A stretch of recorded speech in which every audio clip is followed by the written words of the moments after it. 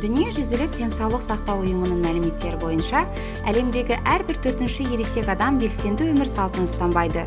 Ол өз кезегінде әлемде өлім-жітім қаупінің 4-ші факторы болып табылады. Дене белсенділігінің жетіспеушілігі жүрек қан тамырлары ауруларының пайда болу қаупін арттырады. Дене белсенділігінің ең қолжетімді түрлерінің бірі жүгіру.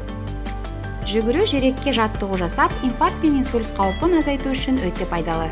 Жүргізілген зерттеулер жүгірушілердің мерзімінен бұрын өлім қаупі 25-40%-ға төмендегенін көрсетті. Жүгіру сүт безі мен тік-ішек қатерлі ісігінің ықтималдығын төмендетеді. Альцгеймер және Паркинсон ауруларының дамуын тежейді. Қартаюды кешіктіреді және егде жастағы адамдарға бұлшық еттің семуіне жол бермейді. Ас қорытуды ықпал етеді, көңіл күйді жақсартады. Сонымен қатар, адам ағзасына пайдалы әсер ету жалғыз бұл емес. Жүгіруден кейін тыныс алуды қалпына келтіру және жүрек соғу жиілігін қалыпқа келтіру үшін міндетті түрде салқындауды ұмытпаңыз. Күрт тоқтамай жаяу аяңға көшіңіз. Содан кейін денеге жеңіл керіліп созылатын жаттығулар жасаңыз. Денені салқындату уақыты 10-15 минут болуы керек. Денеге түскен күштен кейін организмді қалпына келтіруде тамақтану маңызды рөл атқарады.